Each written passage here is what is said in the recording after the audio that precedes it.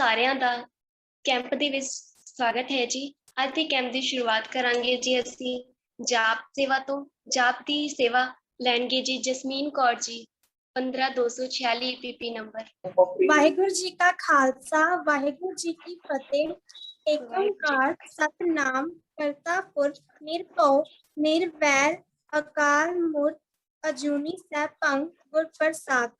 एक ओंकार सतनाम करता पुरख निरभउ निर्वैर अकाल मूर्त अजूनी सैभं गुर प्रसाद। जप। एक ओंकार सतनाम करता पुरख निरभउ निर्वैर अकाल मूर्त अजूनी सैभं गुर प्रसाद। एक ओंकार सतनाम करता पुरख निरभउ निर्वैर अकाल मूर्त अजूनी सैभं गुर प्रसाद। वाहिगुरु वाहिगुरु वाहिगुरु वाहिगुरु। वाहिगुरु जी का खालसा वाहिगुरु जी की फतेह। ਵਾਹਿਗੁਰੂ ਜੀ ਕਾ ਖਾਲਸਾ ਵਾਹਿਗੁਰੂ ਜੀ ਕੀ ਫਤਿਹ। ਬਹੁਤ ਵਧੀਆ ਜਸਮੀਨ ਕੌਰ ਜੀ। ਹੁਣ ਅਸੀਂ ਨੈਕਸਟ ਕੀਰਤਨ ਦੀ ਸੇਵਾ ਨਿਭਾਣਗੇ ਜੀ ਮਨਦੀਪ ਕੌਰ ਜੀ ਤੇ ਸੁਖਦੀਪ ਕੌਰ ਜੀ।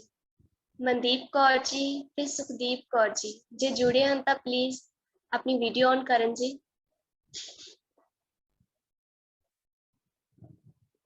ਹਾਂਜੀ। ਵਾਹਿਗੁਰੂ ਜੀ ਕਾ ਖਾਲਸਾ ਵਾਹਿਗੁਰੂ ਜੀ ਕੀ ਫਤਿਹ। ਵਾਹਿਗੁਰੂ ਜੀ ਕਾ ਖਾਲਸਾ ਵਾਹਿਗੁਰੂ ਜੀ ਕੀ ਫਤਿਹ। ਪਹਿਲੇ ਸੈਸ਼ਨ ਵੱਲ ਵਧਦੇ ਹਾਂ ਜੀ। ਪਹਿਲਾ ਸੈਸ਼ਨ ਲੈਣਗੇ ਜੀ ਵਾਈਸੀ ਸੁਰਿੰਦਰ ਕੌਰ ਜੀ। ਇਹਨਾਂ ਦਾ ਵਿਸ਼ਾ ਹੈ ਗੁਰੂ ਨਾਨਕ ਸਾਹਿਬ ਜੀ। ਵਾਹਿਗੁਰੂ ਜੀ ਕਾ ਖਾਲਸਾ ਵਾਹਿਗੁਰੂ ਜੀ ਕੀ ਫਤਿਹ ਜੀ। ਹਾਂਜੀ, ਸਾਰੇ ਚੜ੍ਹਦੀ ਕਲਾ ਚੋ ਜੀ।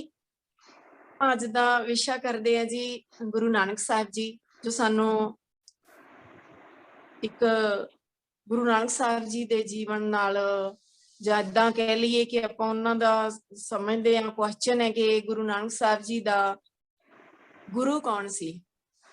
ਇਹ ਅੱਜ ਦਾ ਸਵਾਲ ਨਹੀਂ, ਇਹ ਸਵਾਲ ਤੇ ਉਸ ਸਮੇਂ ਦਾ ਵੀ ਹੈ। ਭਾਵ ਅਸੀਂ ਜਦੋਂ ਗੁਰੂ ਸਾਹਿਬ ਦੀ ਬਾਣੀ ਪੜ੍ਹਦੇ ਹਾਂ, ਗੁਰ ਕੀ ਬਾਣੀ ਗੁਰ ਤੇ ਜਾਤੀ, ਜਦੋਂ ਗੁਰੂ ਜੀ ਦੀ ਬਾਣੀ ਪੜ੍ਹਦੇ ਹਾਂ ਤਾਂ ਉਸ ਸਮੇਂ ਸਿੱਧ ਗੋਸ਼ਟ ਆਉਂਦਾ ਤੇ ਸਿੱਧ ਗੋਸ਼ਟ ਦੇ ਵਿੱਚ ਸਿੱਧਾਂ ਨੇ ਵੀ ਇਹ ਸਵਾਲ ਪੁੱਛਿਆ ਸੀ। ਪਰ ਆਪਾਂ ਇਸ ਸਵਾਲ ਦੇ ਵੱਲ ਜਾਵਾਂਗੇ। ਪਹਿਲਾਂ ਆਪਾਂ ਇਤਿਹਾਸ ਦੇ ਵਿੱਚੋਂ ਭਾਈ ਗੁਰਦਾਸ ਜੀ ਦੇ ਬਾਣੀ ਵਿੱਚੋਂ ਤੇ ਸਾਹਿਬ ਸ੍ਰੀ ਗੁਰੂ ਗ੍ਰੰਥ ਸਾਹਿਬ ਜੀ ਦੀ ਬਾਣੀ ਵਿੱਚੋਂ ਕੁਝ ਸਮਝਣਾ ਕਰਾਂਗੇ।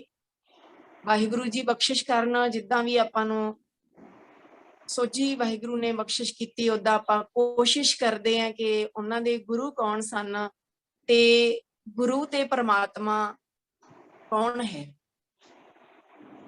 ਸਤਿਗੁਰ ਜੀ ਗੁਰੂ ਨਾਨਕ ਸਾਹਿਬ ਜੀ ਦੀ ਬਾਣੀ ਵਿੱਚੋਂ ਉਹਨਾਂ ਦੇ ਸ਼ਬਦਾਂ ਵਿੱਚੋਂ ਕਿਤੇ ਵੀ ਗੁਰੂ ਸ਼ਬਦ ਨਹੀਂ ਮਿਲਿਆ।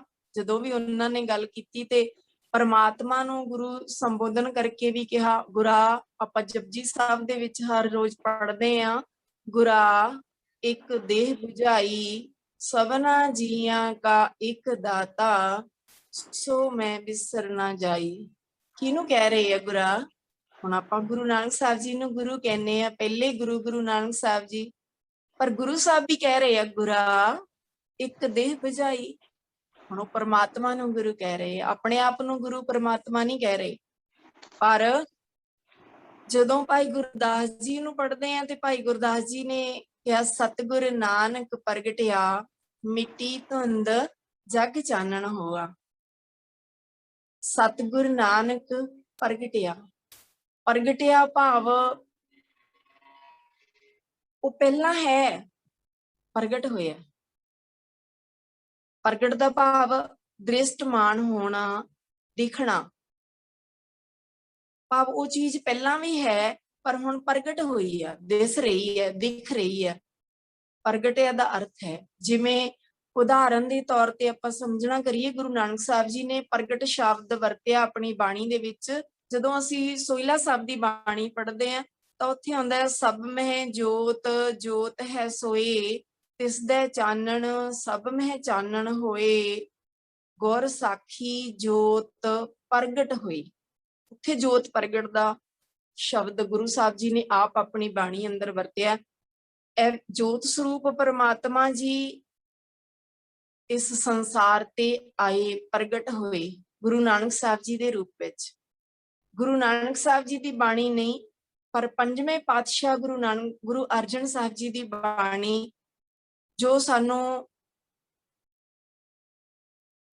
ਚਲਦਿਆਂ ਸਹਿਜ ਪਾਠ ਕਰਦਿਆਂ ਬਾਣੀ ਦੇ ਵਿੱਚੋਂ ਇੱਕ ਤੁਕ ਮਿਲਦੀ, ਇੱਕ ਪੰਕਤੀ ਮਿਲਦੀ ਹੈ ਕਿ ਗੁਰੂ ਸਾਹਿਬ ਜੀ ਕਹਿ ਰਹੇ ਹੈ, ਜੋਤ ਰੂਪ ਹਰ ਆਪ ਗੁਰੂ ਨਾਨਕ ਕਹਾਇਓ। ਜੋਤ ਰੂਪ ਹਰ ਆਪ ਗੁਰੂ ਨਾਨਕ ਕਹਾਇਓ, ਕਿ ਉਹ ਗੁਰੂ ਪ੍ਰਕਾਸ਼ ਰੂਪ ਪਰਮਾਤਮਾ ਨੇ ਆਪਣੇ ਆਪ ਨੂੰ ਗੁਰੂ ਨਾਨਕ ਕਹਾਇਆ। ਗੁਰੂ ਨਾਨਕ ਨੇ ਆਪਣੇ ਆਪ ਨੂੰ ਪਰਮਾਤਮਾ ਨਹੀਂ ਕਹਾਇਆ, ਪਰ ਪਰਮਾਤਮਾ ਨੇ ਗੁਰੂ ਨਾਨਕ ਨੂੰ ਕਹਾਇਆ, ਆਪ ਕਹਾਇਆ। ਸਮਝ ਲੱਗੀ? ਦੁਬਾਰਾ ਮੈਂ ਫਿਰ ਰਿਪੀਟ ਕਰਾਂ, ਗੁਰੂ ਨਾਨਕ ਸਾਹਿਬ ਜੀ ਨੇ ਆਪਣੇ ਆਪ ਨੂੰ ਪਰਮਾਤਮਾ ਨਹੀਂ ਕਹਾਇਆ, ਪਰ ਪਰਮਾਤਮਾ ਨੇ ਆਪਣੇ ਆਪ ਨੂੰ ਗੁਰੂ ਨਾਨਕ ਕਹਾਇਆ। ਜੋਤ ਰੂਪ ਹਰ ਆਪ ਗੁਰੂ ਨਾਨਕ ਕਹਾਇਓ। ਪਰਮਾਤਮਾ ਨੇ ਜੋਤ ਰੂਪ ਹੈ, ਪਰ ਉਸਨੇ ਆਪਣੇ ਆਪ ਨੂੰ ਗੁਰੂ ਨਾਨਕ ਦੇ ਵਿੱਚ ਪ੍ਰਗਟ ਕੀਤਾ, ਆਪ ਪ੍ਰਗਟ ਹੋਏ। ਤੇ ਸਤਿਗੁਰੂ ਨਾਨਕ ਪ੍ਰਗਟਿਆ, ਮਿਟੀ ਧੁੰਦ ਜਗ ਚਾਨਣ ਹੋਆ। ਆਪਾਂ ਇੱਕ ਦੋ ਉਦਾਹਰਨਾਂ ਲੈ ਕੇ ਵੀ ਸਮਝਣਾ ਕਰਾਂਗੇ। ਜਿਵੇਂ ਜੋਤ ਸਾਰਿਆਂ ਦੇ ਵਿੱਚ ਜੋਤ ਕਿਹਾ ਤੇ ਉਹ ਪ੍ਰਗਟ ਹੋਈ, ਕਿ ਜਦੋਂ ਪਾਣੀ ਹੈ, ਸਾਰੀ ਧਰਤੀ ਦੇ ਵਿੱਚ ਪਾਣੀ ਆ, ਪਰ ਪ੍ਰਗਟ ਹਰ ਥਾਂ ਤੇ ਨਹੀਂ। ਮੰਨ ਲਓ ਆਪਾਂ ਨੂੰ ਹੁਣ ਪਿਆਸ ਲੱਗੀ ਹੈ ਤੇ ਪਾਣੀ ਚਾਹੀਦਾ, ਤੇ ਆਪਾਂ ਕਹੀਏ ਵੀ ਪਾਣੀ ਧਰਤੀ ਵਿੱਚ ਹੈਗਾ, ਪੀ ਲਈਏ, ਪਰ ਨਹੀਂ, ਉੱਥੇ ਪ੍ਰਗਟ ਨਹੀਂ ਹੈਗਾ। ਪਾਣੀ ਸਾਰੀ ਧਰਤੀ ਵਿੱਚ ਹੈ, ਪਰ ਜਿੱਥੇ ਪ੍ਰਗਟ ਹੋਇਆ ਉੱਥੋਂ ਆਪਾਂ ਪਾਣੀ ਪੀ ਸਕਦੇ ਹਾਂ। ਪਾਣੀ ਹਵਾ ਦੇ ਵਿੱਚ ਵੀ ਹੈ, ਹਵਾ ਦੇ ਵਿੱਚ ਵੀ ਆਪਾਂ ਕਹਿੰਦੇ ਹਵਾ ਸਿੱਲੀ ਆਉਂਦੀ ਆ, ਹਵਾ ਦੇ ਵਿੱਚ ਆਪਾਂ ਕਹਿੰਦੇ ਪਾਣੀ ਹੈ, ਪਰ ਉਹ ਪ੍ਰਗਟ ਨਹੀਂ, ਦਿਖਦਾ ਨਹੀਂ। ਜਦੋਂ ਤਰੇਲ ਦੇ ਰੂਪ ਵਿੱਚ ਜਾਂ ਬੱਦਲਾਂ ਰਾਹੀਂ ਮੀਂਹ ਦੇ ਰੂਪ ਵਿੱਚ ਆਉਂਦਾ ਤੇ ਪ੍ਰਗਟ ਹੁੰਦਾ। ਧਰਤੀ ਵਿੱਚ ਪਾਣੀ ਹੈ, ਪਰ ਕਈ ਸਾਧਨਾਂ ਕਰਕੇ ਅਸੀਂ ਉਸਨੂੰ ਜਦੋਂ ਪ੍ਰਗਟ ਕਰ ਲੈਂਦੇ ਹਾਂ ਤੇ ਉਦੋਂ ਪਤਾ ਲੱਗਦਾ ਵੀ ਹਾਂ ਇੱਥੇ ਪਾਣੀ ਹੈ। ਇਸੇ ਤਰ੍ਹਾਂ ਸਤਿਗੁਰੂ ਗੁਰੂ ਨਾਨਕ ਸਾਹਿਬ ਜੀ 1469 ਈਸਵੀ ਦੇ ਵਿੱਚ ਮਾਤਾ ਤ੍ਰਿਪਤਾ ਕੌਰ ਜੀ ਦੀ ਕੁੱਖੋਂ, ਮਾਤਾ ਤ੍ਰਿਪਤਾ ਜੀ ਦੀ ਕੁੱਖੋਂ ਪ੍ਰਗਟ ਹੋਏ। 1469 ਤੋਂ ਪਹਿਲਾਂ ਵੀ ਆਪ ਜੀ ਹੈ, ਜੋਤ ਰੂਪ ਹੈ। 1469 ਵਿੱਚ ਪ੍ਰਗਟ ਹੋਏ। ਸਤਿਗੁਰੂ ਨਾਨਕ ਪ੍ਰਗਟਿਆ, ਮਿਟੀ ਧੁੰਦ ਜਗ ਚਾਨਣ ਹੋਆ। ਇੱਕ ਥਾਂ ਫਿਰ ਪੰਜਵੇਂ ਪਾਤਸ਼ਾਹ ਜੀ ਕਹਿੰਦੇ ਆ, ਸਭ ਤੇ ਵੱਡਾ ਸਤਿਗੁਰ ਨਾਨਕ ਜਿਨ ਕਲ ਰਾਖੀ ਮੇਰੀ। ਸਭ ਤੇ ਵੱਡਾ ਸਤਿਗੁਰ ਨਾਨਕ, ਸਤਿਗੁਰ ਨਾਨਕ। ਤੇ ਇਤਿਹਾਸ ਦੇ ਵਿੱਚੋਂ ਵੀ ਅਸੀਂ ਇਤਿਹਾਸਕ ਦਿਹਾੜੇ ਮਨਾਉਂਦੇ ਆ, ਪ੍ਰਕਾਸ਼ ਦਿਹਾੜਾ ਮਨਾਉਂਦੇ ਆ, ਗੁਰਗੱਦੀ ਦਿਵਸ ਮਨਾਉਂਦੇ ਆ, ਜੋਤੀ ਜੋਤ ਦਿਵਸ ਮਨਾਉਂਦੇ ਆ, ਇਤਿਹਾਸਕ ਦਿਹਾੜੇ ਮਨਾਉਂਦੇ ਆ ਨਾ। ਤੇ ਕਦੇ ਕਿਸੇ ਨੇ ਸੁਣਿਆ ਹੋਵੇ ਕਿ ਕਿਸੇ ਗੁਰਦੁਆਰੇ ਸਾਹਿਬ ਦੇ ਵਿੱਚ ਗੁਰੂ ਨਾਨਕ ਸਾਹਿਬ ਜੀ ਦਾ ਗੁਰਗੱਦੀ ਦਿਵਸ ਮਨਾਇਆ ਹੋਵੇ? ਨਹੀਂ ਸੁਣਿਆ ਹੋਵੇਗਾ, ਕਿਉਂਕਿ ਆਪਾਂ ਸੁਣਦੇ ਆ ਆਦਿ ਤੋਂ ਹੀ ਗੁਰੂ ਸਨ, ਜਨਮ ਤੋਂ ਹੀ ਗੁਰੂ ਸਨ। ਜਿਵੇਂ ਭਾਈ ਗੁਰਦਾਸ ਜੀ ਇੱਕ ਪੰਕਤੀ ਦੇ ਵਿੱਚ ਹੋਰ ਕਹਿੰਦੇ ਆ ਨਾ, ਕਲ ਤਾਰਨ ਗੁਰੂ ਨਾਨਕ ਆਇਆ। ਕਲ ਤਾਰਨ ਨਾਨਕ ਆਇਆ ਨਹੀਂ, ਕਲ ਤਾਰਨ ਗੁਰੂ ਨਾਨਕ ਆਇਆ। ਗੁਰੂ ਨਾਨਕ ਕਲ ਤਾਰਨ ਆਇਆ। ਗੁਰੂ ਨਾਨਕ ਸ਼ਬਦ ਵਰਤੇ ਹੈ। ਸੁਣੀ ਪੁਕਾਰ ਦਾਤਾਰ ਪ੍ਰਭ, ਉਹ ਪਰਮਾਤਮਾ ਨੇ ਲੋਕਾਂ ਦੀ ਪੁਕਾਰ ਸੁਣ ਕੇ ਉਸ ਵਾਹਿਗੁਰੂ ਪਰਮਾਤਮਾ ਨੇ ਆਪਣੇ ਰੂਪ ਨੂੰ ਗੁਰੂ ਨਾਨਕ ਪਾਤਸ਼ਾਹ ਜੀ ਦੇ ਵਿੱਚ ਧਾਰਨ ਕੀਤਾ। ਪ੍ਰਗਟ ਹੋਏ, ਭਾਵ ਪ੍ਰਗਟ ਹੋਏ। ਇਸੇ ਤਰ੍ਹਾਂ ਗੁਰੂ ਨਾਨਕ ਸਾਹਿਬ ਜੀ ਨੇ ਆਪਣੀ ਬਾਣੀ ਦੇ ਅੰਦਰ ਨਹੀਂ, ਗੁਰੂ ਨਾਨਕ ਸਾਹਿਬ ਜੀ ਦੀ ਬਾਣੀ ਦੇ ਵਿੱਚ ਤਾਂ ਜਿੱਥੇ ਵੀ ਆਪਾਂ ਆਉਂਦਾ, ਕਿਤੇ ਵੀ ਸ਼ਬਦ ਆਉਂਦਾ, ਤਾਂ ਉਹਨਾਂ ਨੇ ਆਪਣੇ ਆਪ ਨੂੰ ਨਾਨਕ ਨੀਚ ਕਹਿ ਵਿਚਾਰਤਾ ਕਿਹਾ, ਪਰ ਨਾਨਕ ਗੁਰੂ ਜਾਂ ਨਾਨਕ ਪਰਮਾਤਮਾ ਸ਼ਬਦ ਨਹੀਂ ਵਰਤਿਆ। ਇਹ ਤੇ ਸਾਹਿਬ ਸ੍ਰੀ ਗੁਰੂ ਗ੍ਰੰਥ ਸਾਹਿਬ ਜੀ ਦੀ ਬਾਣੀ ਸਰਬ ਸਾਂਝੀ ਤਾਂ ਹੀ ਕਹਿੰਦੇ ਆ ਨਾ ਕਿ ਗੁਰੂ ਸਾਹਿਬਾਨਾਂ ਨੇ ਆਪਣੇ ਆਪ ਨੂੰ ਕੁਝ ਵੀ ਕਹਾਇਆ ਹੀ ਨਹੀਂ, ਕੁਝ ਵੀ ਕਹਾਇਆ ਨਹੀਂ। ਫਿਰ ਜਦੋਂ ਗੁਰੂ ਨਾਨਕ ਸਾਹਿਬ ਜੀ ਆਦਿ ਤੋਂ ਗੁਰੂ, ਕਿਉਂਕਿ ਉਹਨਾਂ ਦਾ ਗੁਰਗੱਦੀ ਦਿਵਸ ਨਹੀਂ ਆਪਾਂ ਮਨਾਉਂਦੇ, ਗੁਰੂ ਅੰਗਦ ਸਾਹਿਬ ਜੀ ਦਾ ਮਨਾਉਂਦੇ ਆ, ਗੁਰੂ ਅਮਰਦਾਸ ਜੀ ਦਾ ਮਨਾਉਂਦੇ ਆ। ਬਾਣੀ ਦੇ ਵਿੱਚ ਆਪਾਂ ਰਾਮਕਲੀ ਕੀ ਵਾਰ ਪੜ੍ਹਦੇ ਆ ਤੇ ਉਦੋਂ ਵੀ ਜ਼ਿਕਰ ਆਉਂਦਾ ਨਾ ਕਿ ਨਾਨਕ ਕਾਇਆ ਪਲਟ ਕਰ, ਨਹੀਂ ਸੌਰੀ, ਜੋਤ ਓਹਾ ਜੁਗਤ ਸਾਏ ਸਹਿ ਕਾਇਆ ਫੇਰ ਪਲਟੀ ਹੈ। ਜੋਤ ਓਹਾ ਵੀ ਗੁਰੂ ਨਾਨਕ ਸਾਹਿਬ ਜੀ ਦੀ ਜੋਤ ਹੀ ਅੱਗੇ ਗੁਰੂ ਅੰਗਦ ਦੇਵ ਜੀ ਵਿੱਚ ਜਦੋਂ ਟਿਕਦੀ ਹੈ ਤਾਂ ਉਦੋਂ ਗੁਰਗੱਦੀ ਦਿਵਸ ਮਨਾਉਂਦੇ ਆ ਆਪਾਂ। ਉਹੀ ਜੋਤ ਜਦੋਂ ਗੁਰੂ ਅੰਗਦ ਸਾਹਿਬ ਜੀ ਤੋਂ ਬਾਅਦ ਗੁਰੂ ਅਮਰਦਾਸ ਜੀ ਵਿੱਚ ਟਿਕਦੀ ਹੈ ਤੇ ਉਸ ਤੋਂ ਗੁਰਗੱਦੀ ਦਿਵਸ ਮਨਾਉਂਦੇ ਆ ਕਿ ਉਹ ਗੁਰੂ ਬਣ ਗਏ, ਗੁਰੂ ਬਣ ਗਏ। ਪਰ ਗੁਰੂ ਨਾਨਕ ਸਾਹਿਬ ਜੀ ਜਨਮ ਤੋਂ ਹੀ ਆਦ ਤੋਂ ਹੀ ਗੁਰੂ ਸਨ।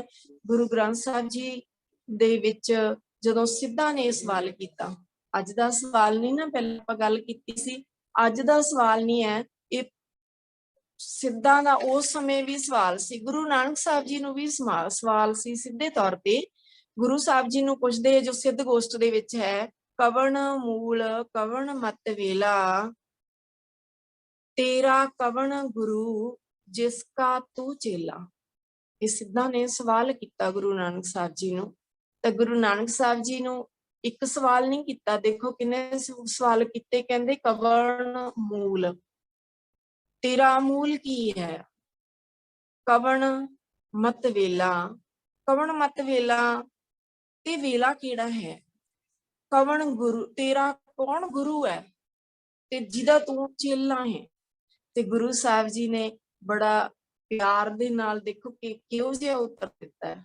ਗੁਰੂ ਸਾਹਿਬ ਨੇ ਉਸ ਸਮੇਂ ਵੀ ਕਿਹੋ ਜਿਹਾ ਉੱਤਰ ਦਿੱਤਾ, ਕਹਿੰਦੇ ਪਵਨ ਆਰੰਭ, ਪਵਨ ਹਵਾ, ਇਹ ਸਵਾਸਾਂ ਨੂੰ, ਸਵਾਸ ਹੈ ਨਾ ਚੱਲਦੇ ਹਵਾ ਦੇ ਨਾਲ ਸਰੀਰ, ਪਵਨ ਆਰੰਭ ਸਤਿਗੁਰ ਮਤ ਵੇਲਾ। ਕਹਿੰਦੇ ਜਿਹੜਾ ਵੇਲਾ ਹੈ ਤੇਰਾ ਮਨੁੱਖਾ ਜਨਮ ਦਾ ਵੇਲਾ ਹੈ ਨਾ, ਇਹ ਸਤਿਗੁਰ ਦੀ ਮੱਤ ਲੈਣ ਦਾ ਵੇਲਾ ਹੈ। ਕਿਹਾ ਨਾ ਕਿ ਸਤਿਗੁਰ ਮਤ ਵੇਲਾ, ਸਤਿਗੁਰ ਦੀ ਮੱਤ ਲੈਣ ਵਾਲਾ ਵੇਲਾ ਹੈ। ਤਾਂ ਹੀ ਤਾਂ ਕਿਹਾ ਨਾ, ਗੁਰ ਕੀ ਮੱਤ ਤੂੰ ਲੈ ਆਨੇ, ਭਗਤ ਬਿਨਾ ਬਹੁ ਡੂਬੇ ਸਿਆਣੇ। ਗੁਰ ਕੀ ਮੱਤ ਤੂੰ ਲੈ ਆਨੇ, ਭਗਤ ਬਿਨਾ ਬਹੁ ਡੂਬੇ ਸਿਆਣੇ। ਗੁਰੂ ਦੀ ਮੱਤ ਲੈ ਲੈ, ਇਹ ਗੁਰੂ ਦੀ ਮੱਤ ਲੈਣ ਦਾ ਵੇਲਾ ਆਇਆ। ਸੁਣ ਮਨ ਮਿੱਤਰ ਪਿਆਰਿਆ, ਮਿਲ ਵੇਲਾ ਹੈ ਇਹ। ਉੱਥੇ ਵੀ ਵੇਲੇ ਦੀ ਗੱਲ ਕੀਤੀ ਹੈ। ਇਹ ਮਨ ਨੂੰ ਸਮਝਾਇਆ ਕਿ ਉਹ ਵੇਲਾ ਤੇਰਾ ਸਤਿਗੁਰ ਦੀ ਮੱਤ ਲੈਣ ਦਾ ਵੇਲਾ ਹੈ। ਤੇ ਸ਼ਬਦ ਗੁਰੂ ਸੁਰਤ ਧੁਨ ਚੇਲਾ, ਸ਼ਬਦ ਗੁਰੂ ਹੈ, ਸੁਰਤ ਧੁਨ ਚੇਲਾ।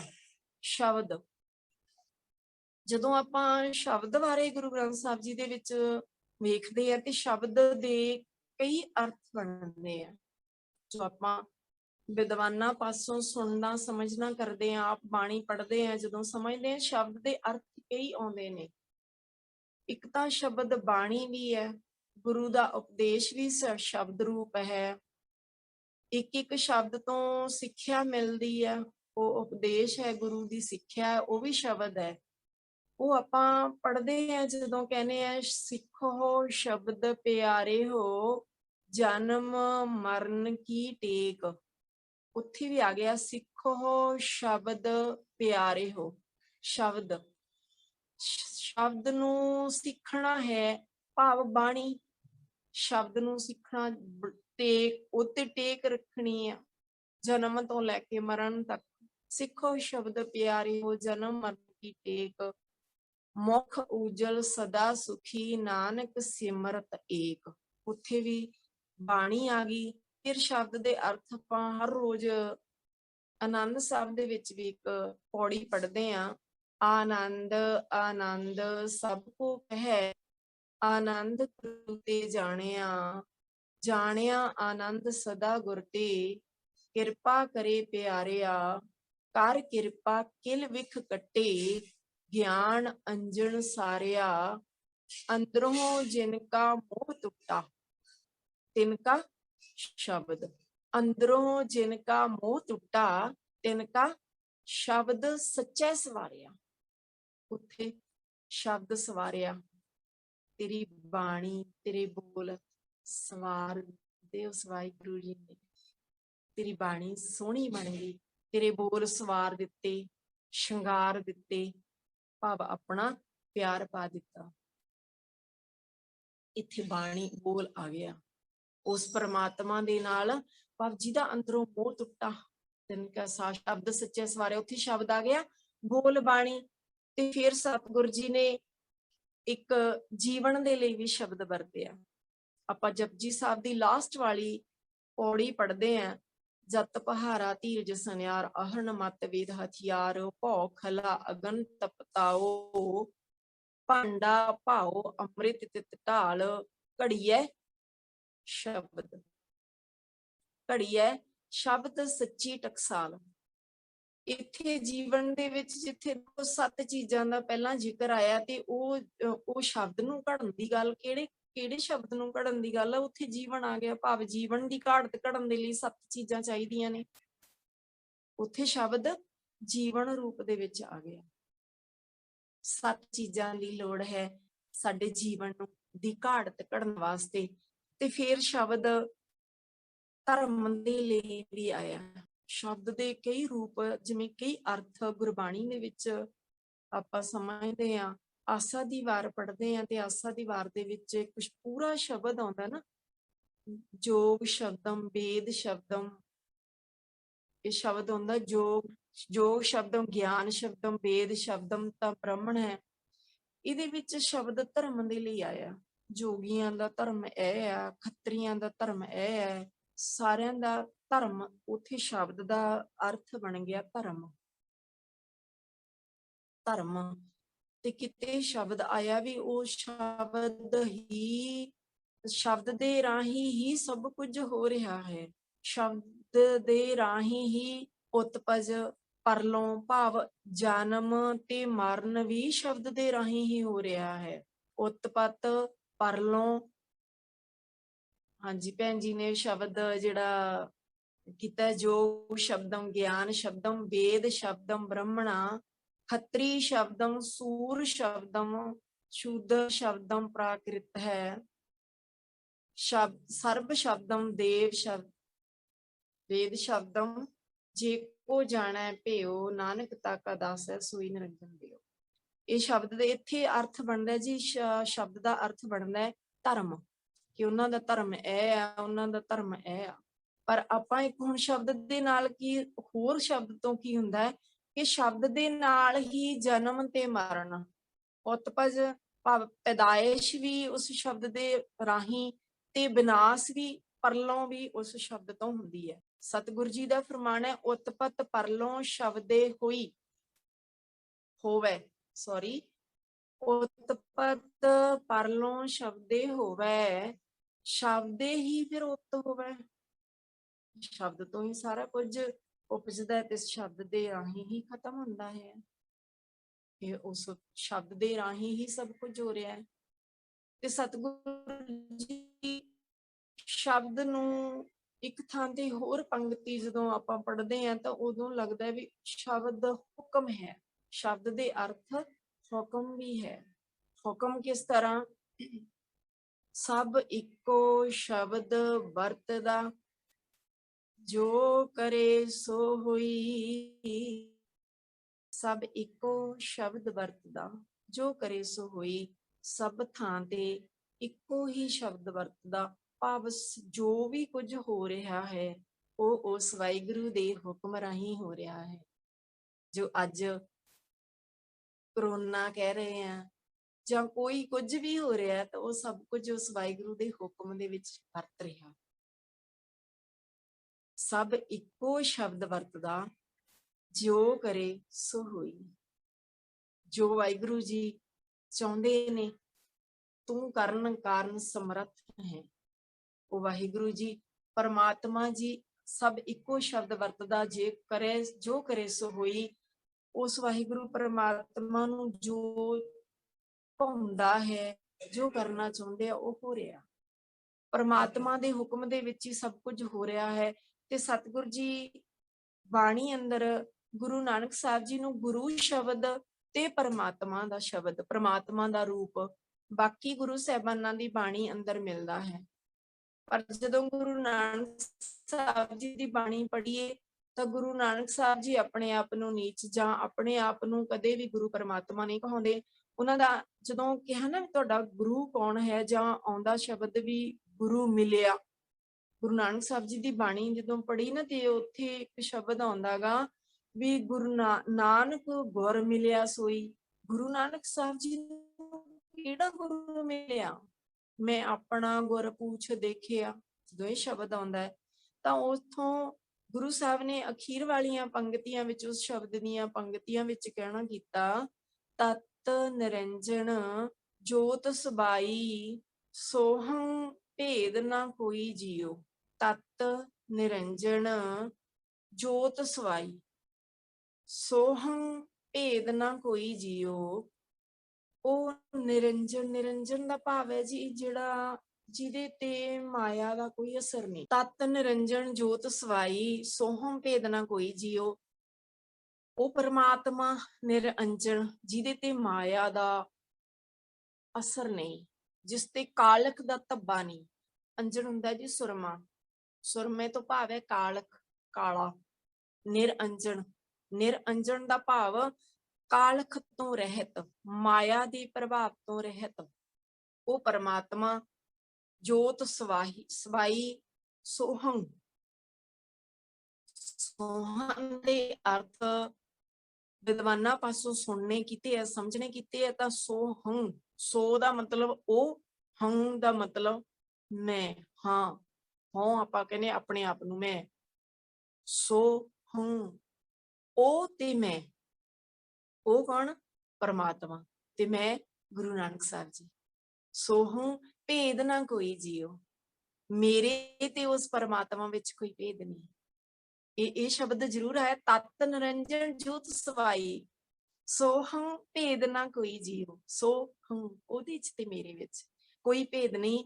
ਅਪਰੰਪਰ ਪਾਰ ਬ੍ਰਹਮ ਪਰਮੇਸ਼ਰ ਨਾਨਕ ਗੁਰ ਮਿਲਿਆ ਸੋਈ ਜੀਓ। ਨਾਨਕ ਨੂੰ ਉਹ ਗੁਰੂ ਮਿਲ ਪਿਆ। ਕਿਹੜਾ ਗੁਰੂ? ਨਾਨਕ ਦਾ ਗੁਰੂ ਉਹ ਹੈ ਕਿਹੜਾ? ਜਿਹੜਾ ਮਾਇਆ ਦੇ ਪ੍ਰਭਾਵ ਤੋਂ ਪਰੇ ਹੈ, ਜਿਹੜਾ ਕਾਲਕ ਤੋਂ ਰਹਿਤ ਹੈ, ਜਿਹਦੇ ਤੇ ਕਾਲਕ ਦਾ ਕੋਈ ਧੱਬਾ ਨਹੀਂ, ਜਿਹੜਾ ਅਪਰੰਪਰ ਹੈ, ਜਿਹੜਾ ਪਾਰ ਬ੍ਰਹਮ ਹੈ, ਪਰਮੇਸ਼ਰ ਹੈ। ਉਹ ਗੁਰੂ ਨੂੰ, ਉਹ ਮੈਨੂੰ ਗੁਰੂ ਮਿਲ ਪਿਆ। ਗੁਰੂ ਨਾਨਕ ਸਾਹਿਬ ਜੀ ਦੀ ਬਾਣੀ ਕਿ ਮੈਨੂੰ ਉਹ ਗੁਰੂ ਮਿਲਿਆ। ਮੈਂ ਉਸ ਗੁਰੂ ਨੂੰ ਪੁੱਛਿਆ, ਮੈਂ ਆਪਣਾ ਗੁਰ ਪੂਛ ਦੇਖਿਆ। ਮੈਂ ਉਸ ਗੁਰੂ ਨੂੰ ਪੁੱਛਿਆ ਤੇ ਫਿਰ ਉਸ ਗੁਰੂ ਦੇ ਨਾਲ ਜਦੋਂ ਸਾਂਝ ਪਾ ਲਈ, ਭਾਵ ਉਹੀ ਗੁਰੂ ਪਰਮਾਤਮਾ ਦਾ ਰੂਪ ਆ ਕੇ ਧਰਤੀ ਤੇ ਵਿਚਰਿਆ। ਤਾਂ ਹੀ ਤੇ ਗੁਰਗੱਦੀ ਦਿਵਸ ਆਪਾਂ ਨਹੀਂ ਮਨਾਉਂਦੇ। ਫਿਰ ਗੁਰੂ ਸਾਹਿਬ ਜੀ ਨੇ ਇਸ ਸ਼ਬਦ ਦੇ ਰਾਹੀਂ, ਇਸ ਸ਼ਬਦ ਦੇ ਰਾਹੀਂ ਆਪਾਂ ਨੂੰ ਵੀ ਸਮਝਾਉਣਾ ਕੀਤਾ ਉਸ ਪਰਮਾਤਮਾ ਦਾ ਕਿ ਗੁਰੂ ਨਾਨਕ ਸਾਹਿਬ ਜੀ ਦਾ ਗੁਰੂ ਕੋਈ ਨਹੀਂ। ਜਦੋਂ ਗੁਰੂ ਸਾਹਿਬ ਜੀ ਨੇ ਕਿਹਾ ਸੀ ਨਾ, ਬੇਈ ਨਦੀ ਵਿੱਚੋਂ ਨਿਕਲ ਕੇ ਹੁੱਕਾ ਮਾਰਿਆ ਸੀ, ਨਾ ਕੋਈ ਮੁਸਲਮਾਨ ਤੇ ਨਾ ਕੋਈ ਹਿੰਦੂ, ਨਾ ਕੋਈ ਹਿੰਦੂ ਨਾ ਮੁਸਲਮਾਨ, ਤਾਂ ਉਸ ਸਮੇਂ ਵੀ ਇਹ ਸਵਾਲ ਉੱਠੇ ਸੀ ਕਿ ਤੁਹਾਨੂੰ ਕੋਈ ਹਿੰਦੂ ਜਾਂ ਮੁਸਲਮਾਨ ਵਿੱਚ ਕੋਈ ਫਰਕ ਨਹੀਂ ਲੱਗਦਾ? ਤਾਂ ਗੁਰੂ ਨਾਨਕ ਸਾਹਿਬ ਜੀ ਨੇ ਵੀ ਉਸ ਸਮੇਂ ਕਿਹਾ ਸੀ ਕਿ ਗੁਰੂ ਨਾਨਕ ਸਾਹਿਬ ਜੀ ਕਹਿੰਦੇ, ਮੈਂ ਹਿੰਦੂ ਧਰਮ ਮੁਸਲਮਾਨਾਂ ਨੂੰ ਇੱਕੋ, ਜਾਂ ਹਿੰਦੂ ਤੇ ਧਰਮ ਨੂੰ ਇੱਕੋ ਜਾਣਦਾ ਨਹੀਂ, ਮੈਂ ਇੱਕੋ ਵੇਖ ਰਿਹਾ। ਕਿ ਤੁਸੀਂ ਉਹਨਾਂ ਨੂੰ ਇੱਕੋ ਹੀ ਸਮਝਦੇ ਹੋ? ਕਹਿੰਦੇ ਮੈਂ ਸਮਝਦਾ ਨਹੀਂ, ਮੈਂ ਵੇਖ ਰਿਹਾ ਵੀ ਇੱਕੋ ਹੀ ਆ। ਕਹਿੰਦੇ ਤੁਹਾਨੂੰ ਕੋਈ ਫਰਕ ਨਹੀਂ ਲੱਗਦਾ? ਕਹਿੰਦੇ ਨਹੀਂ, ਕੋਈ ਫਰਕ ਨਹੀਂ ਲੱਗਦਾ। ਕਹਿੰਦੇ ਚਲੋ ਫਿਰ ਸਾਡੇ ਨਾਲ ਮਸੀਤ ਵਿੱਚ ਚੱਲੋ, ਅੱਜ ਨਮਾਜ਼ ਅਦਾ ਕਰਨੀ ਹੈ, ਸਾਡੇ ਨਾਲ ਮਸੀਤ ਵਿੱਚ ਚੱਲੋ, ਫਿਰ ਤੁਹਾਨੂੰ ਕੋਈ ਫਰਕ ਨਹੀਂ ਲੱਗਦਾ। ਤੇ ਗੁਰੂ ਨਾਨਕ ਸਾਹਿਬ ਜੀ ਚਲੇ ਜਾਂਦੇ ਆ ਮਸੀਤ ਵਿੱਚ। ਸਾਰੇ ਲੋਕ ਮੂੰਹ ਵਿੱਚ ਉਂਗਲਾਂ ਪਾ ਕੇ ਟੁੱਕਦੇ ਆ, ਹੈ ਨਾਨਕ ਮੁਸਲਮਾਨ ਹੋਣ ਚੱਲਿਆ। ਪਰ ਗੁਰੂ ਨਾਨਕ ਸਾਹਿਬ ਜੀ ਦੇ ਕੌਤਕ ਹੈ, ਜਦੋਂ ਚਲੇ ਗਏ ਅੰਦਰ, ਤੇ ਅੰਦਰ ਜਾ ਕੇ ਆਪਾਂ ਸਾਰੇ ਵੈਸੇ ਜਾਣਦੇ ਆ, ਆਪਾਂ ਟੂਕ ਮਾਤਰ ਵਿੱਚੋਂ ਲਿਆ ਕਿ ਜਦੋਂ ਅੰਦਰ ਜਾਂਦੇ ਆ ਤੇ ਨਮਾਜ਼ ਅਦਾ ਕਰਨ ਲੱਗਦੇ ਆ, ਤੇ ਗੁਰੂ ਨਾਨਕ ਸਾਹਿਬ ਜੀ ਇੱਕ ਪਾਸੇ ਖੜੇ ਹੋ ਕੇ ਦੇਖ ਰਹੇ ਆ ਸਭ। ਉਹਨਾਂ ਨੂੰ ਕਹਿੰਦੇ ਵੀ ਹਾਂ ਤੁਹਾਡੇ ਨਾਲ ਨਮਾਜ਼ ਅਦਾ ਕਰੂੰਗਾ, ਪਰ ਜਦੋਂ ਜਾਂਦੇ ਆ ਤੇ ਉੱਥੇ ਖੜੇ ਦੇਖ ਰਹੇ ਆ। ਹੁਣ ਨਮਾਜ਼ ਅਦਾ ਹੋਣ ਲੱਗੀ ਆ, ਉਹ ਸਭ ਕੁਝ ਆਪਣਾ ਜੋ ਉਹਨਾਂ ਨੇ ਕਰਨਾ ਸੀ ਕੀਤਾ, ਕਰੀ ਜਾ ਰਹੇ ਆ ਤੇ ਬਾਅਦ ਵਿੱਚ ਦੇਖਦੇ ਆ ਗੁਰੂ ਨਾਨਕ ਸਾਹਿਬ ਜੀ ਮੁਸਕਰਾ ਰਹੇ ਆ, ਕਿਉਂਕਿ ਉਹ ਅੰਦਰ ਦੀਆਂ ਜਾਣਨ ਵਾਲੇ ਆ ਤੇ ਉਹ ਦੇਖ ਰਹੇ ਆ ਵੀ ਇਹ ਨਮਾਜ਼ ਅਦਾ ਕਰਦੇ ਸ਼ਰੀਰ ਕਰ ਰਿਹਾ ਨਾ, ਸ਼ਰੀਰ ਕਰ ਰਿਹਾ। ਇਸ ਤਰ੍ਹਾਂ ਖੜੇ ਤੇ ਹੁਣ ਨਵਾਂ ਕਾਜੀ ਬੋਲਦਾ ਕਿ ਤੁਸੀਂ ਕਹਿੰਦੇ ਸੀ ਮੈਂ ਤੁਹਾਡੇ ਨਾਲ ਨਮਾਜ਼ ਅਦਾ ਕਰਾਂਗਾ, ਪਰ ਤੁਸੀਂ ਤੇ ਨਮਾਜ਼ ਅਦਾ ਕਰ ਹੀ ਨਹੀਂ ਰਹੇ, ਕੀਤੀ ਨਹੀਂ। ਗੁਰੂ ਸਾਹਿਬ ਮੁਸਕਰਾਏ, ਕਹਿੰਦੇ ਤੁਸੀਂ ਨਮਾਜ਼ ਅਦਾ ਕਰ ਲਈ? ਸਵਾਲ ਤੇ ਸਵਾਲ ਕੀਤਾ ਕਿ ਤੁਸੀਂ ਨਮਾਜ਼ ਅਦਾ ਕਰ ਲਈ? ਕਹਿੰਦੇ ਹੋਰ ਕੀ ਕੀਤਾ, ਮੈਂ ਹੁਣ ਨਮਾਜ਼ ਅਦਾ ਤੇ ਕਰਕੇ ਹਟਿਆ, ਤੁਸੀਂ ਦੇਖਿਆ ਨਹੀਂ ਮੈਂ ਨਮਾਜ਼ ਅਦਾ ਕੀਤੀ ਹੈ? ਗੁਰੂ ਸਾਹਿਬ ਕਹਿੰਦੇ ਨਹੀਂ, ਤੇਰੇ ਸ਼ਰੀਰ ਨੇ ਕੀਤੀ ਹੈ, ਮਨ ਕਰਕੇ ਤੇ ਤੂੰ ਆਪਣੇ ਘਰ ਵਿੱਚ ਫਿਰਦਾ ਕਿ ਮੇਰਾ ਨਵੀਂ ਸੂਈ ਹੈ ਤੇ ਵਿਸ਼ੇਰਾ ਜਿਹੜਾ ਉਹ ਕਿਤੇ ਖੂਹੀ ਵਿੱਚ ਨਾ ਡਿੱਗ ਪਵੇ, ਤੂੰ ਤੇ ਉੱਥੇ ਫਿਰਦਾ ਸੀ, ਤੂੰ ਨਮਾਜ਼ ਅਦਾ ਨਹੀਂ ਕੀਤੀ। ਜਦੋਂ ਸੱਚਮੁੱਚ ਅੰਦਰ ਦੀ ਗੱਲ ਪਛਾਣੀ ਨਾ ਅੰਤਰਜਾਮੀ ਨੇ ਤੇ ਕਾਜੀ ਦੀਆਂ ਨੀਵੀਂ ਪੈ ਗਈ। ਹੁਣ ਨਵਾਬ ਆ ਜਿਹੜਾ ਉਹ ਦੇਖਦਾ ਕਿ ਇਹਨੇ ਤੇ ਕਾਜੀ ਵੱਲ ਧਿਆਨ ਸੀਗਾ ਤੇ ਮੈਂ ਪੁੱਛ ਲੈਣਾ ਵੀ ਤੂੰ ਮੇਰੇ ਨਾਲ ਨਮਾਜ਼ ਅਦਾ ਕਰ ਲੈਣੀ ਸੀ। ਨਵਾਬ ਨੇ ਕਹਿਣਾ ਕੀਤਾ ਕਿ ਤੁਸੀਂ ਫਿਰ ਮੇਰੇ ਨਾਲ ਨਮਾਜ਼ ਅਦਾ ਕਰਨੀ ਸੀ ਜੇ ਕਾਜੀ ਘਰੇ ਸੀ ਤਾਂ। ਉਹਨਾਂ ਨੂੰ ਕੀ ਪਤਾ ਕਿ ਘਟ ਘਟ ਕੇ ਅੰਤਰ ਕੀ ਜਾਣਤ, ਭਲੇ ਬੁਰੇ ਕੀ ਪੀਰ ਪਛਾਣਤ। ਘਟ ਘਟ ਕੇ ਅੰਤਰ ਕੀ ਜਾਣਤ, ਘਟ ਘਟ ਦਾ ਭਾਵ ਹਰ ਇੱਕ ਸਰੀਰ ਦੇ ਅੰਦਰ ਜਾਣਨ ਵਾਲੀ, ਅੰਤਰਜਾਮੀ ਹੈ, ਭਗਤ ਵਸ਼ਲ ਹੈ, ਪਤਤ ਨੂੰ ਪਾਵਨ ਕਰਨ ਵਾਲੇ ਹੈ। ਹੁਣ ਨਵਾਬ ਨੇ ਜਦੋਂ ਕਹਿਣਾ ਕੀਤਾ ਤੇ ਗੁਰੂ ਸਾਹਿਬ ਕਹਿੰਦੇ ਨਵਾਬ ਸਾਹਿਬ ਤੁਸੀਂ ਵੀ ਤੇ ਹਾਜ਼ਰ ਨਹੀਂ ਸੀ, ਤੁਸੀਂ ਵੀ ਕਾਬਲ ਵਿੱਚ ਘੋੜੇ ਖਰੀਦਦੇ ਫਿਰਦੇ ਸੀ। ਨਵਾਬ ਦੀ ਵੀ ਨੀਵੀਂ ਪੈ ਗਈ ਹੈ। ਹੁਣ ਉੱਥੇ ਉਹਨਾਂ ਨੂੰ ਗੁਰੂ ਧਾਰਨਾ ਪਿਆ ਨਾ। ਜੋ ਵੀ ਸੰਪਰਕ ਦੇ ਵਿੱਚ ਆਏ, ਆਪਾਂ ਅੱਜ ਕਹਿੰਦੇ ਆ ਵੀ ਸਾਡੇ ਗੁਰੂ ਨਾਨਕ ਸਾਹਿਬ ਜੀ, ਤਾਂ ਉਸ ਸਮੇਂ ਕਿੰਨਿਆਂ ਦਾ ਨਾਮ ਲਈਏ ਆਪਾਂ।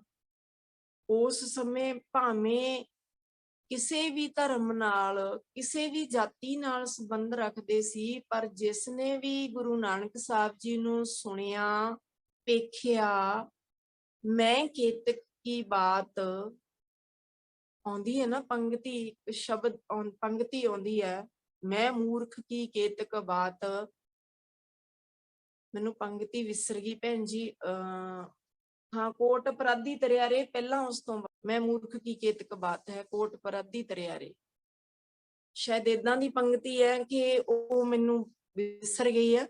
ਮੈਂ ਮੂਰਖ ਕੀ ਕੇਤਕ ਬਾਤ ਹੈ, ਕੋਟ ਅਪਰਾਧੀ ਤਰਿਆ ਰੇ, ਜਿਨ ਗੁਰ ਨਾਨਕ ਸੁਣਿਆ ਪੇਖਿਆ, ਸੇ ਫਿਰ ਗਰਵਾਸ ਨਾ ਭਰਿਆ ਰੇ। ਕਿ ਜਿਹਨੇ ਵੀ ਗੁਰੂ ਨਾਨਕ ਸਾਹਿਬ ਜੀ ਨੂੰ ਸੁਣਿਆ, ਵੇਖਿਆ, ਉਹਦਾ ਜਨਮ ਮਰਨ ਕੱਟਿਆ ਗਿਆ। ਸੁਣਿਆ, ਕਿਵੇਂ ਸੁਣਿਆ? ਜਿਵੇਂ ਸੱਜਣ ਨੇ ਸੁਣਿਆ ਸੀ। ਕਿਵੇਂ ਸੁਣਿਆ? ਜਿਵੇਂ ਸੱਜਣ ਨੇ ਸੁਣਿਆ ਸੀ। ਇੱਕੋ ਵਾਰੀ ਸੁਣਿਆ, ਇੱਕੋ ਵਾਰੀ ਸੁਣਿਆ, ਇੱਕੋ ਵਾਰੀ ਸੁਣਿਆ ਨਾ, ਤੇ ਵੱਢਣ ਦੇ ਲਈ ਬੜੇ ਉਹਨੇ ਟਾਕੂਏ, ਵਰਸ਼ੇ, ਛਵੀਆਂ ਤਿਆਰ ਕਰ ਰੱਖੀਆਂ ਸੀ ਤੇ ਸਾਰਾ ਕੁਝ ਬਾਬਾ ਜੀ ਦੇ ਚਰਨਾਂ ਵਿੱਚ ਰੱਖ ਕੇ ਨਮਸਕਾਰ ਕਰ ਦਿੱਤੀ। ਇਹ ਬਾਬਾ ਜੀ ਤੇ ਮੈਂ ਆ ਜੋ ਤੁਸੀਂ ਪੜ ਰਹੇ ਹੋ, ਸੱਜਣ ਸਹੀ ਨਾਲ ਮੈਂ ਚਲਦਿਆਂ ਨਾਲ ਚਲਾਂ, ਬਾਬਾ ਜੀ ਤੇ ਮੈਂ ਆ, ਇਹ ਤੇ ਮੈਂ ਆ। ਇੱਕੋ ਵਾਰੀ ਸੁਣਿਆ, ਇੱਕੋ ਵਾਰੀ ਸੁਣ ਕੇ ਢਹਿ ਪਿਆ। ਜੋ ਵੀ ਮਨ ਦੇ ਵਿੱਚ ਤਿਆਰ ਸੀ ਨਾ ਲੁੱਟਣ ਦੇ ਲਈ, ਵੱਢਣ ਦੇ ਲਈ, ਉਹ ਸਭ ਕੁਝ ਹਥਿਆਰ ਸੁੱਟ ਕੇ ਚਰਨੀ ਢਹਿ ਪਿਆ। ਬਾਬਾ ਜੀ ਤੇ ਮੈਂ ਆ। ਜਿਹਨ ਸੁਣਿਆ, ਵੇਖਿਆ ਤੇ ਫਿਰ ਗਰਵਾਸ ਨਾ ਭਰਿਆ ਰੇ। ਇਹ ਇੱਕ ਨਹੀਂ ਅਨੇਕਾਂ ਭੂਮੀਆਂ ਚੋਰ, ਭਾਵ ਜਿੰਨੇ ਵੀ ਸੰਪਰਕ ਦੇ ਵਿੱਚ ਆਏ ਤੇ ਉਹਨਾਂ ਨੇ ਗੁਰੂ ਬਣਾ ਕੇ, ਗੁਰੂ ਮੰਨ ਕੇ ਸੁਣ ਲਿਆ, ਸਮਝ ਲਿਆ ਤੇ ਫਿਰ ਉਹਨਾਂ ਦਾ ਜਨਮ ਮਰਨ ਕੱਟਿਆ ਗਿਆ। ਪਰਸਿਆ ਵੀ ਹੈ, ਪਰਸਿਆ ਅੱਜ ਗੁਰੂ ਸਾਹਿਬ ਨੂੰ ਆਪਾਂ ਕਿਵੇਂ ਦੇਖਣਾ ਹੈ, ਇਹ ਵੀ ਸਿੱਖਿਆ ਲੈਣੀ ਹੈ ਨਾ। ਉਹ ਆਪਣਾ ਇਤਿਹਾਸ ਹੈ, ਉਹ ਬਾਣੀ ਹੈ ਗੁਰੂ ਨਾਨਕ ਸਾਹਿਬ ਜੀ ਦੀ। ਪਰ ਅੱਜ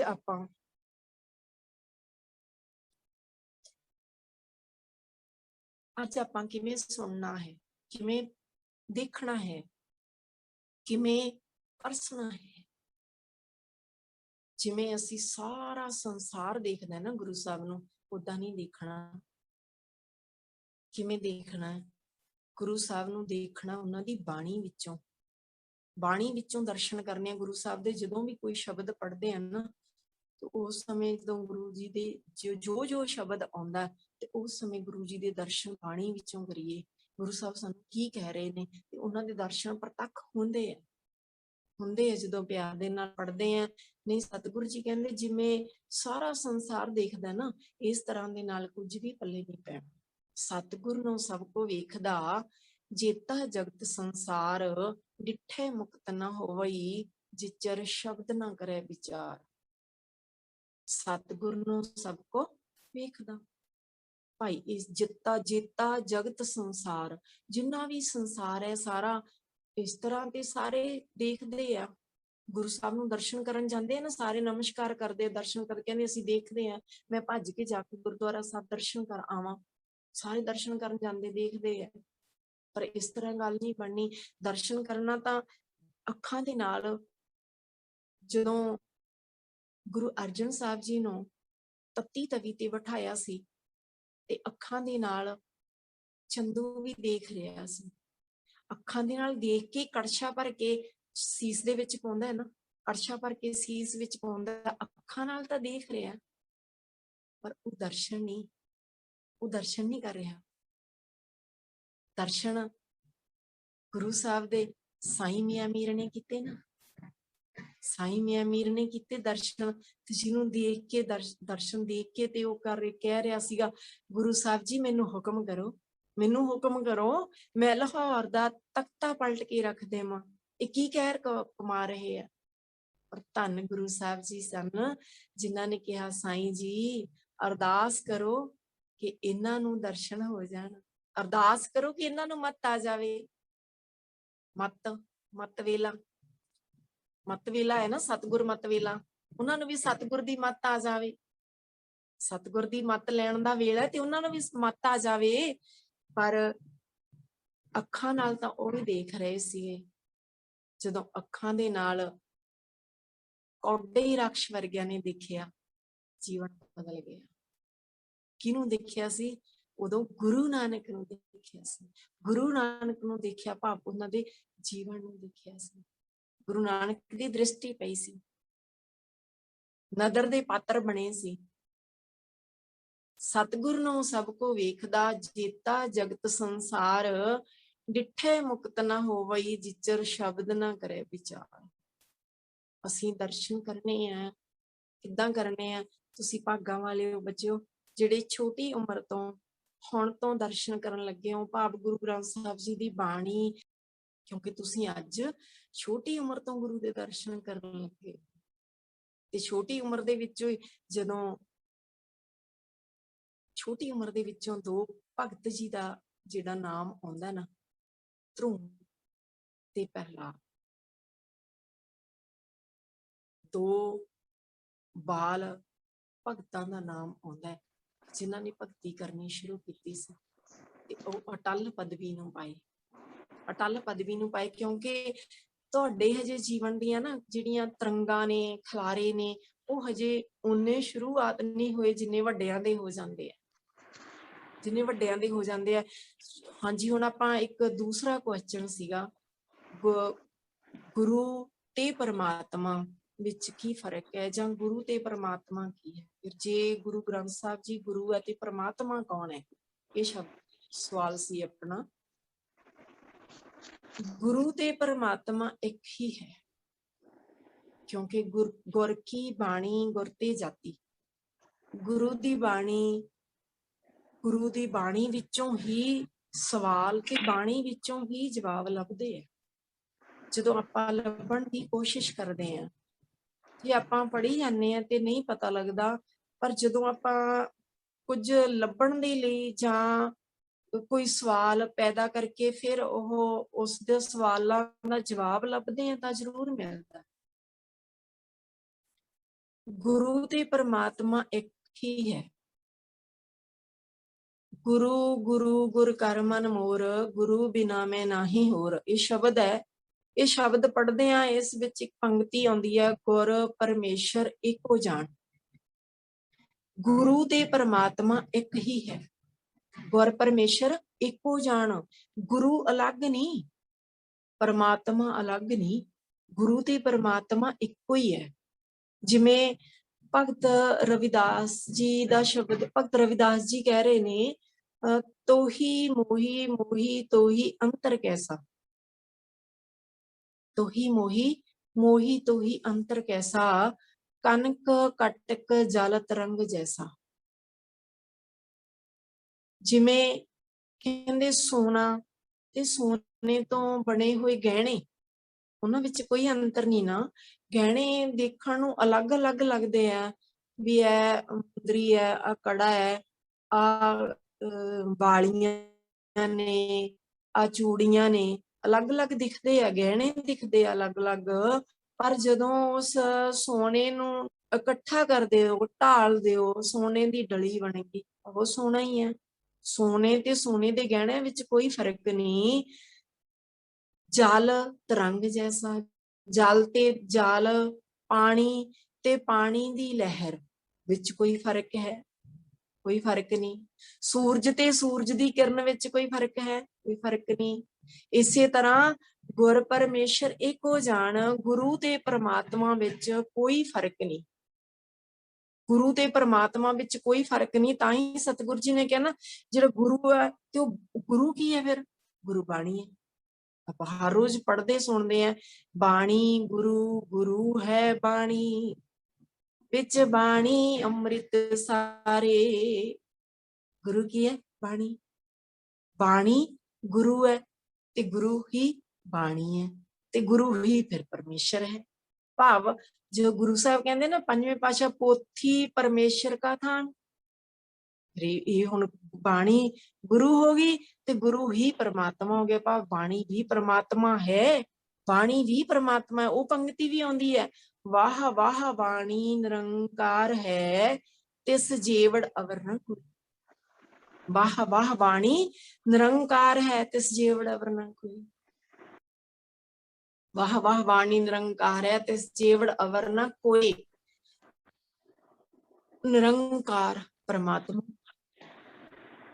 ਆਕਾਰ ਤੋਂ ਰਹਿਤ ਪਰਮਾਤਮਾ, ਤੇ ਪਰਮਾਤਮਾ ਦਾ ਰੂਪ ਬਾਣੀ ਹੈ।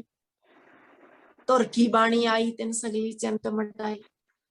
ਧੁਰ ਕੀ ਬਾਣੀ ਆਈ, ਆਪਾਂ ਕਹਿੰਦੇ ਨੇ ਇੱਕ ਵਾਰੀ ਬਾਣੀ ਦੇ ਪਰਥਾਏ, ਇੱਕ ਵਾਰੀ ਇਤਿਹਾਸ ਦੇ ਵਿੱਚ ਵੀ ਮੈਂ ਸੁਣਿਆ ਸਾਖੀ ਕਿ ਗੁਰੂ ਗੋਬਿੰਦ ਸਿੰਘ ਜੀ ਪਾਤਸ਼ਾਹ ਜੀ ਦਾ ਦਰਬਾਰ ਲੱਗਿਆ ਹੋਇਆ ਸੀ, ਤੇ ਉੱਥੇ ਨਾਰਦ ਮੁਨੀ ਇੱਕ ਹਮਾਊ ਪੰਛੀ ਦੇ ਜਿਹੜੇ ਖੰਭ ਲੈ ਕੇ ਆਇਆ ਸੀ, ਤੇ ਉਸਨੇ ਖੰਭ ਭੇਟ ਕੀਤੇ ਗੁਰੂ ਸਾਹਿਬ ਨੂੰ ਤੇ ਚਲਾ ਗਿਆ।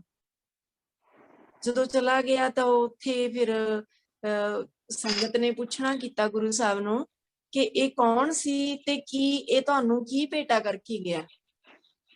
ਗੁਰੂ ਸਾਹਿਬ ਕਹਿੰਦੇ ਤੁਹਾਨੂੰ ਦੱਸਾਂਗੇ, ਕੋਈ ਗੱਲ ਨਹੀਂ। ਤਾਂ ਉਹ ਕਹਿੰਦੇ ਪਹਿਲਾਂ ਤੁਸੀਂ ਇਉਂ ਦੱਸੋ, ਤੁਹਾਡੇ ਵਿੱਚ ਕੋਈ ਮਿਸਤਰੀ ਸਿੰਘ ਬੈਠਾ ਵਾ? ਤਾਂ ਇੱਕ ਮਿਸਤਰੀ ਸਿੰਘ ਖੜਾ ਹੋਇਆ,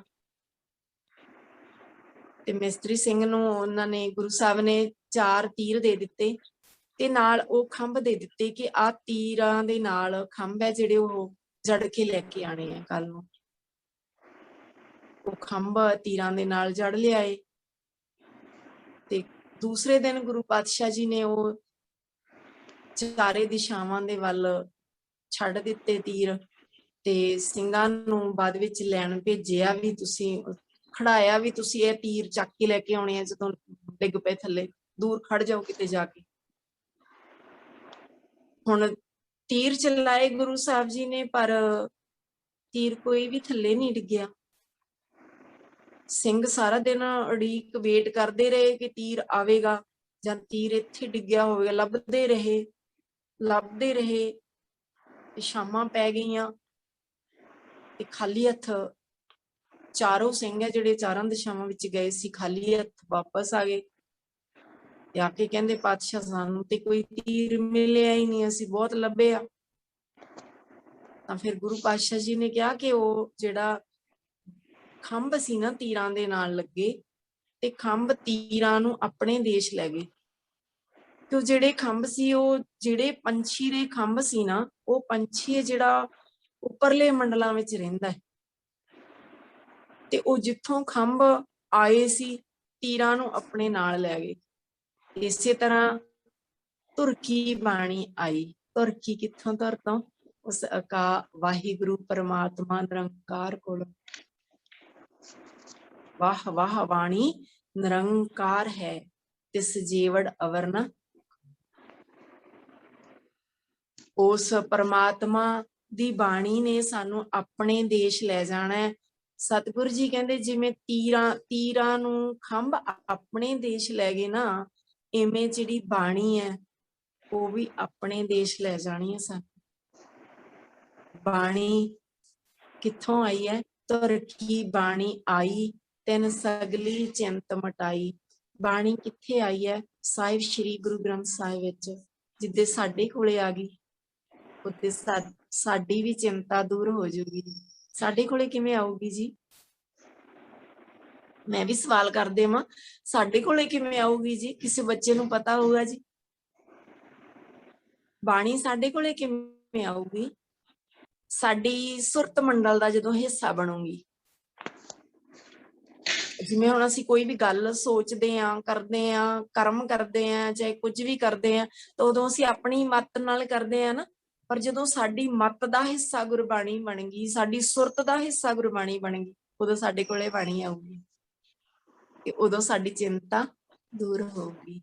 ਹੁਣ ਤੇ ਧੁਰਕੀ ਬਾਣੀ ਆਈ, ਗੁਰੂ ਗ੍ਰੰਥ ਸਾਹਿਬ ਵਿੱਚ ਬਾਣੀ ਆਈ ਹੋਈ ਆ, ਤੇ ਕਦੋਂ ਆ ਜਿਹੜੀ ਬਾਣੀ ਸਾਡੇ ਕੋਲੇ ਆਊਗੀ? ਸਾਡੀ ਸੁਰਤ ਮੰਡਲ ਦਾ ਹਿੱਸਾ ਕਦੋਂ ਬਣੂਗੀ?